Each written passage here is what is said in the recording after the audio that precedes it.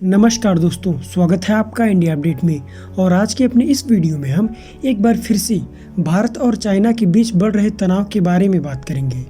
दरअसल दोस्तों, लद्दाख और उत्तरी सिक्किम में भारत और चीन के बीच तनाव और भी ज़्यादा बढ़ता हुआ चला जा रहा है और दोनों देशों ने इस पूरे इलाके में अपनी सैन्य ताकत को और भी बढ़ा दी है।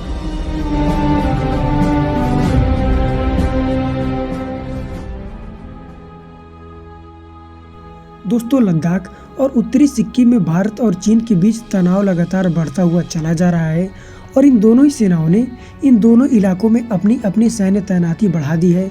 दरअसल दोस्तों, न्यूज एजेंसी पीटीआई के मुताबिक हाल के दिनों में यहां पर 2 बार भारत और चीन के सैनिकों में हिंसक झड़पें हुई हैं और पिछले दिनों चीन की आर्मी के हेलीकॉप्टरों ने भारतीय सीमा में घुसने की कोशिश भी की थी और जवाब में भारत ने यहां पर सुखोई जैसे फाइटर जेट तैनात कर दिए थे। दोस्तों, यहाँ हम आपको बता दें कि गलवान नदी या यूँ कहें कि घाटी का क्षेत्र इन दोनों देश की सेनाओं के बीच तनाव का केंद्र रहा है और 1962 में यहाँ हुई झड़प ही जंग में तब्दील हो गई थी। दोस्तों, गलवान नदी और पेंगोंग लेक के करीब दोनों ही सेनाओं ने अपनी अपनी टुकड़ियों को बढ़ा दी है। वहीं दोस्तों, चीन ने गलवान घाटी के अपनी तरफ वाले हिस्से में कुछ टेंट भी लगाए हैं और भारतीय सेना उनकी हरकतों पर पैनी नज़र बनाए हुए है और भारतीय सेना ने भी यहां पर अपनी गश्त को ज़्यादा हिस्सों में बढ़ा दिया है। दोस्तों, यहाँ हम आपको बता दें कि 5 मई की सुबह को भारत और चीन के सैनिकों के बीच पेंगोंग लेक एरिया में हिंसक झड़प हुई थी और इस दौरान दोनों ही देशों के सैनिक घायल हुए थे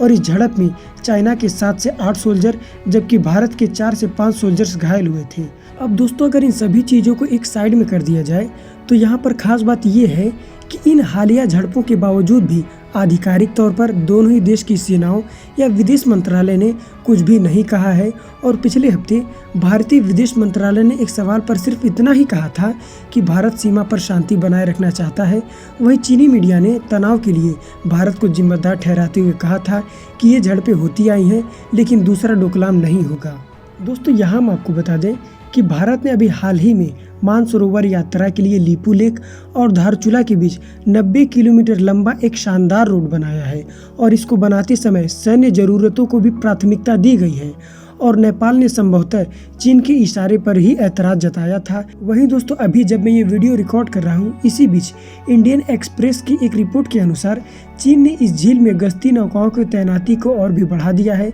दरअसल दोस्तों, अखबार के अधिकारियों के हवाले से ये लिखा गया है कि लद्दाख में वास्तविक नियंत्रण रेखा के पास तनाव की वजह से हालात और भी बिगड़ सकते हैं। दोस्तों, सूत्रों के हवाले से रिपोर्ट में कहा गया है कि चीन ने अपनी गश्ती नौकाओं की संख्या 3 गुना बढ़ा दी है और वे पहले केवल 3 ही नौकाओं का इस्तेमाल करते थे। दोस्तों, यहाँ हम आपको बता दें कि झील के पश्चिम क्षेत्र का 45 किलोमीटर का हिस्सा भारतीय नियंत्रण में है और पश्चिम क्षेत्र में चीन की तरफ से अतिक्रमण के 1/3 मामले इसी पेंगोंग त्सो झील के पास होते रहे हैं।